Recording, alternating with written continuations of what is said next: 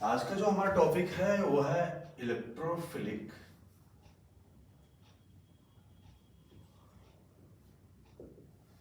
Aromatics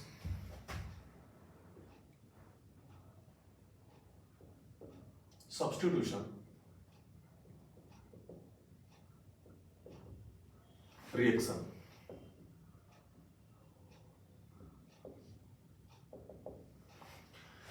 इसको start करने से पहले हम ये जानेंगे कि आखिर इस रिएक्शन को इलेक्ट्रोफिलिक एरोमेटिक सब्स्टिट्यूशन रिएक्शन क्यों बोला गया।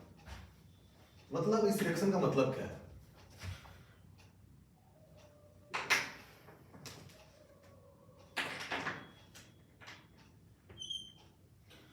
यहां जो इलेक्ट्रोफिलिक है ये जो डिराइव हुआ इलेक्ट्रोफाइल से।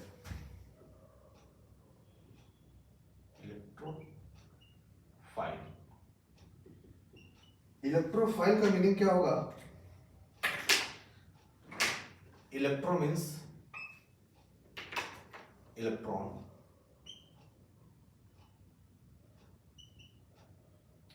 File means loving. मतलब कि जो हमारा इलेक्ट्रॉन लविंग स्पीसीज होगा उसको हम इलेक्ट्रोफाइल कहेंगे और इलेक्ट्रॉन डेफिशिएंट स्पीसीज को भी हम लोग इलेक्ट्रोफाइल कहेंगे। इलेक्ट्रॉन डेफिशिएंट जो स्पीसीज होगा वो भी हमारा इलेक्ट्रोफाइल ही होगा।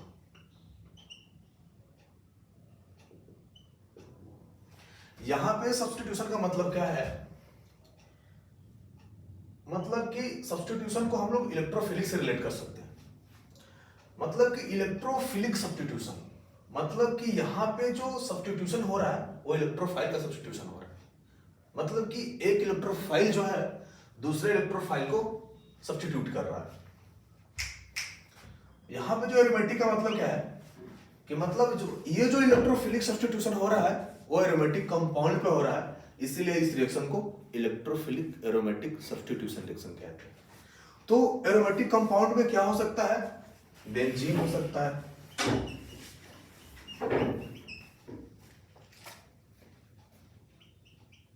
और उसका डेरिवेटिव हो सकता है।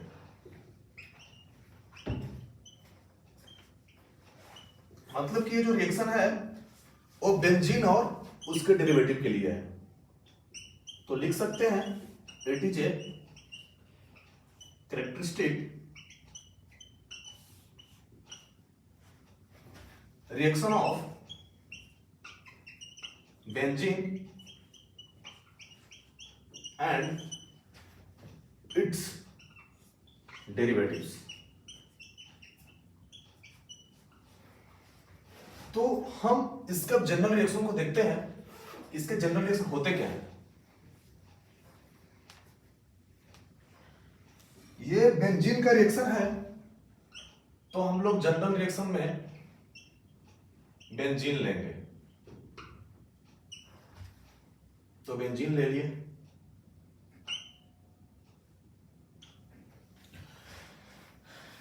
इलेक्ट्रोफिलिक सब्स्टिट्यूशन हो रहा है तो हमें इलेक्ट्रोफाइल लेना होगा। जब ये इलेक्ट्रोफाइल इस पे अटैक करेगा तो ये सब्स्टिट्यूशन रिएक्शन हो रहा है तो हम इलेक्ट्रोफाइल को यहां सब्स्टिट्यूट कर देंगे। यहां इलेक्ट्रोफाइल सब्स्टिट्यूट हो गया तो H+ रिलीज होगा। ये इसका जनरल रिएक्शन था। तो हम इसके मैकेनिज्म को देखते हैं, इसमें होता क्या है।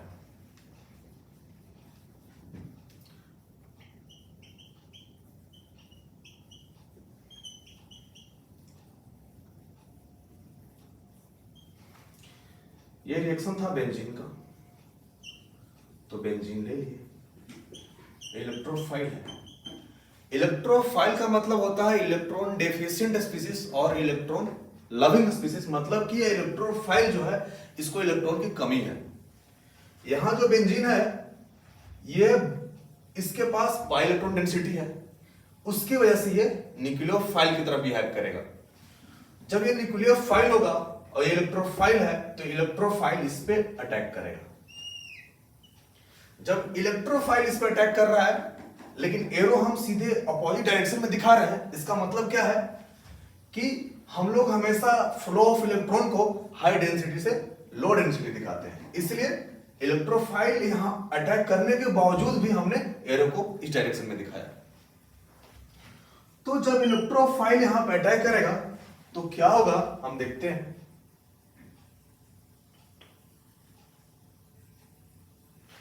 जब ये इलेक्ट्रोफाइल यहां अटैक करेगा तो ये पाई बॉन्ड खुलेगा। जब ये पाई बॉन्ड खुलेगा तो इस कार्बन में पॉजिटिव अगर आता है तो इस पे नेगेटिव आएगा, अगर इस पे नेगेटिव आया तो इस पे पॉजिटिव आएगा।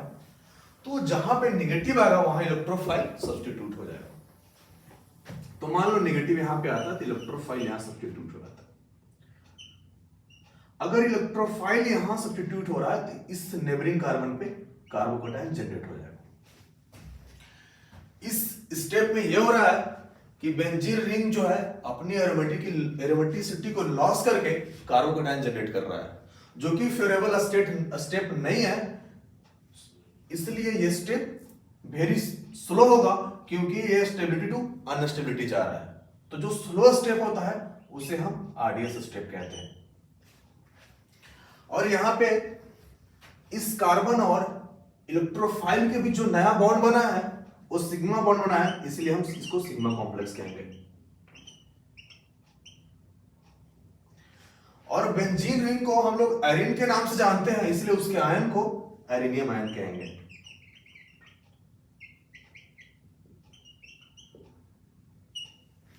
ये स्टेप फर्स्ट था। ये जो रिएक्शन है ये स्टेप 2 में होता है, 2 स्टेप में होता है। ये स्टेप फर्स्ट था, तो स्टेप 2 को देखते हैं उसमें क्या होता है।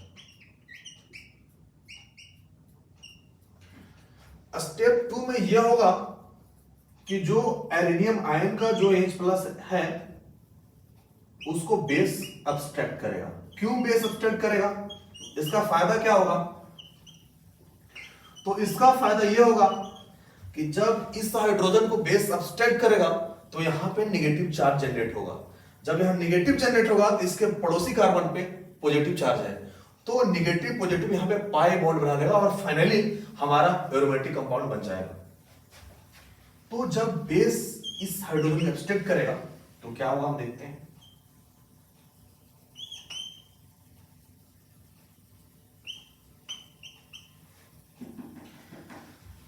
जब बेस इसको सब्सट्रैक्ट करेगा तो यहां नेगेटिव जनरेट होगा, यहां पॉजिटिव ऑलरेडी पहले से है तो यहां पाई बॉन्ड बना लिया। फाइनली ये जो मेरा फाइनल प्रोडक्ट बना वो भी एरोमेटिक है, और शुरुआत में भी जो प्रोडक्ट लिए तो वो भी एरोमेटिक था, इसलिए इस रिएक्शन में एरोमेटिक इंक्लूड करते हुए इलेक्ट्रोफिलिक एरोमेटिक सब्स्टिट्यूशन रिएक्शन बोल दी। ये था हमारा मैग्नेटिज्म। अब इसमें सब टॉपिक को देखते हैं क्या है, इसके क्या क्या सब टॉपिक्स हैं वो देखते हैं। इसमें एक मुद्दे की बात यह है कि एरेनियम आयन बना था जो इंटरमीडिएट था। Arenium ion is formed as intermediate. Arenium ion जो था वो अनस्टेबल कंपाउंड था, फिर भी यहां पे क्यों बन रहा है?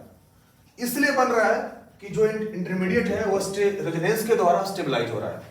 तो लिख सकते हैं arenium ion form as intermediate which is stabilised by resonance.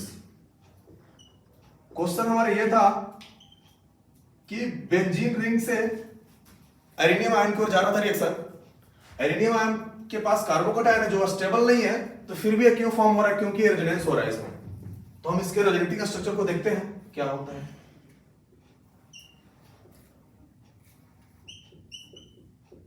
ये हमारा एरेनियम आयन था। जब ये पाई बॉन्ड यहां शिफ्ट होगा तो क्या होगा? कार्बोकैटायन इस कार्बन पर जनरेट होगा।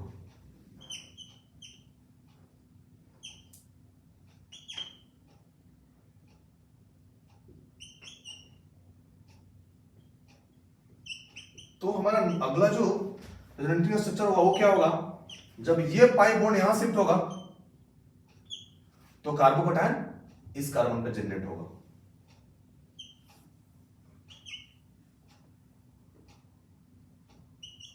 ये हमारे 3 रोटेटिंग स्ट्रक्चर इसके बन रहे हैं एरिनियम आयन के, सो इसलिए स्टेबल है। अगर ये 3 नहीं बनते, एक ही बनते, तो स्टेबिलिटी चांसेस कम होती है। तो हमने एक पढ़ा था रेजोनेंस में कि जिसके जितने रेजोनेटिंग स्ट्रक्चर बनते हो उतना स्टेबल होता है। यहां पे 3 बन रहे इसलिए स्टेबल है।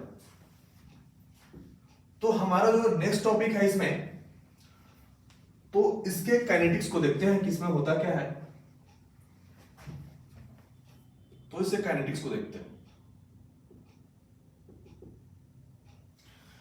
काइनेटिक्स में यह है कि जो रेट है इस रिएक्शन का वो डिपेंड कर रहा है कंसंट्रेशन ऑफ बेंजीन रिंग। हमने 2 ही चीज लिया था, एक बेंजीन रिंग लिया था, एक इलेक्ट्रोफाइल लिया था। तो ये रिएक्शन इन 2 चीज पे ही डिपेंड करेगी। मतलब कि ये रिएक्शन है जो कंसंट्रेशन ऑफ बेंजीन रिंग और इलेक्ट्रोफाइल दोनों पे डिपेंड कर रहा है, इसीलिए ये बाई मॉलिक्यूलर रिएक्शन होगा।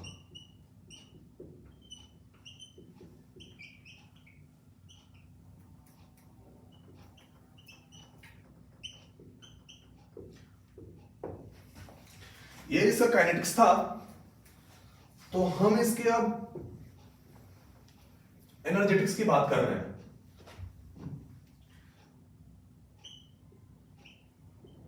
एनर्जेटिक्स में होता क्या है कि कब कब हमारा इस रिएक्शन के दौरान कब कब हमारा अनस्टेबिलिटी टू स्टेबिलिटी गया है और स्टेबिलिटी टू अनस्टेबिलिटी आया, मतलब कहां कहां अनस्टेबल है और कहां कहां स्टेबल है, उसको देखते हैं। अगर हम प्रोग्रेस ऑफ रिएक्शन को एक्स एक्सिस पे प्लॉट करते हैं और पोटेंशियल एनर्जी को वाई एक्सिस प्लॉट करते हैं, तो ग्राफ हमारा है कुछ इस तरह बनता है। ये जो फर्स्ट पीक है, जो फर्स्ट, इसको फर्स्ट मैक्सिमम बोलते हैं, और ट्रांजिशन स्टेट फर्स्ट होगा, और जो सेकंड मैक्सिमम है वो ट्रांजिशन स्टेट 2 होगा। तो हम देखते हैं कि ट्रांजिशन स्टेट फर्स्ट में क्या होता है।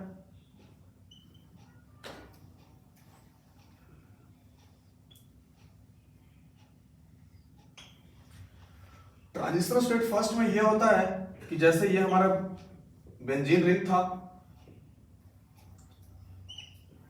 तो जब इलेक्ट्रोफाइल इस पे अटैक कर रहा होगा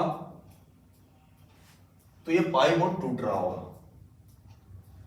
जब ये पाई बॉन्ड टूट रहा होगा तो यहां पर निगेटिव का चार्ज क्रिएट हो रहा होगा और वो निगेटिव को इलेक्ट्रोफाइल ले रहा होगा। तो यहां पे इस कार्बन और इलेक्ट्रोफाइल के बीच सिग्मा बॉन्ड बन रहा होगा। ये ट्रांजिशन फर्स्ट में हो रहा है। ट्रांजिशन स्टेट 2 में क्या हो रहा है,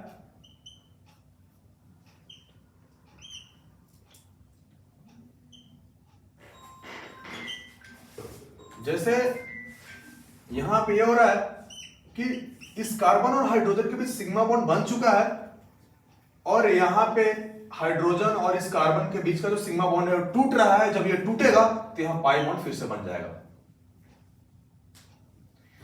ये ट्रांजिशन स्टेट 2 था। अब हम ये देखते हैं कि कौन कौन से जो फैक्टर है इस रिएक्शन को प्रभावित करते हैं, जो इसको अफेक्ट करते हैं, उस फैक्टर को हम अब जानेंगे। तो लिखते हैं factors affecting rate of electrophilic substitution reaction. मतलब इस रिएक्शन के फैक्टर कौन कौन से प्रभावित करते हैं वो देखते हैं। पहला फैक्टर, जितना ज्यादा स्टेबल एरिनियम आयन होगा वो रिएक्शन उतना फास्ट होगा। तो लिख सकते हैं rate is directly proportional to the stability of arenium ion.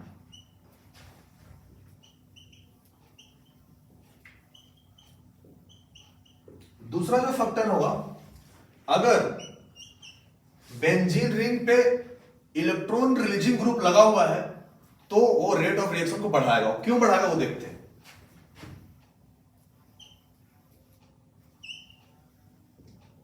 ये बेंजीन रिंग है, इस पे अगर इलेक्ट्रॉन रिलीजिंग ग्रुप लगा है, ठीक, तो जब आगे चल के ये आयरनियम आयन बनेगा तो यहां प्लस आएगा। मान लो ERG इलेक्ट्रॉन, इस इलेक्ट्रॉन रिलीजिंग ग्रुप के यहां लगाते हैं, ठीक है। तो यहां प्लस आएगा, तो इलेक्ट्रॉन रिलीजिंग ग्रुप इस प्लस को स्टेबल कर रहा होगा,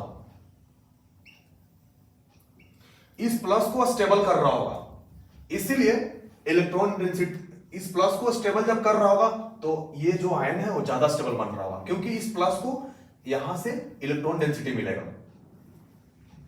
तो इलेक्ट्रॉन रिलीजिंग ग्रुप इस तरह रेट ऑफ रिएक्शन को बढ़ाएगा। तो लिख सकते हैं electron releasing group will increase the rate of reaction.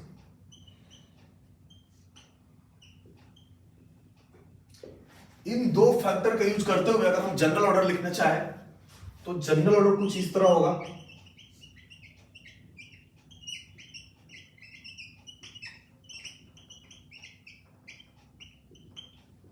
हम लिख रहे हैं जनरल ऑर्डर ऑफ रिएक्टिविटी। तो सबसे ज्यादा जो रेट होगा वो अगर किसी बेंजीन रिंग पे इलेक्ट्रॉन रिलीजिंग ग्रुप अगर लगा हुआ है तो उसमें सबसे ज्यादा ये सार होगा किसी बेंजीन के रिस्पेक्ट में, और बेंजीन पे ये सार जो होगा वो ज्यादा होगा electron benzene with electron withdrawing group. ये इसलिए कम होगा क्योंकि इस पे इलेक्ट्रॉन विथड्रॉइंग ग्रुप लगा है, जो इस पे जो कार्बोकैटायन बनेगा उसके इलेक्ट्रॉन को भी खींच रहा होगा, यानी यहां पे इलेक्ट्रॉन डेफिशिएंसी और क्रिएट हो जाएगी इसकी वजह से, इसीलिए सबसे रेट कम होगा इसका। ये था हमारा जनरल ऑर्डर।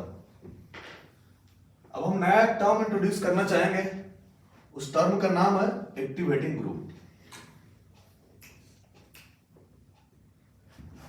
तो एक्टिवेटिंग वर्ड का मतलब होता है एक्टिवेट करना। केमिस्ट्री की भाषा में एक्टिवेट का मतलब इलेक्ट्रॉन डेंसिटी को रिलीज करना, डोनेट करना, ये हो सकता है। तो इसको डिफाइन करते हैं, एक्टिवेटिंग ग्रुप वैसा ग्रुप है जो बेंजीन रिंग में इलेक्ट्रॉन डेंसिटी को बढ़ा रहा होता है। तो लिखते हैं the group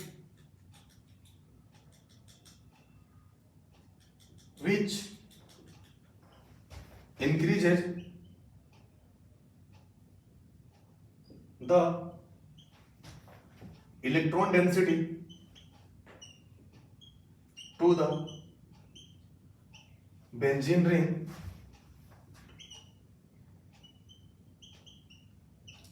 is known as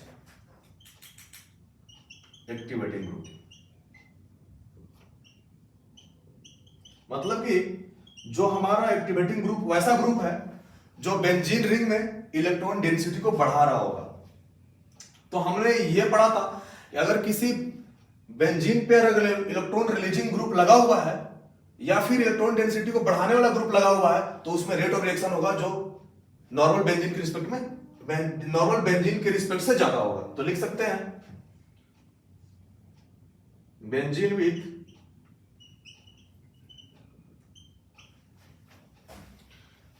electron releasing group has more rate of reaction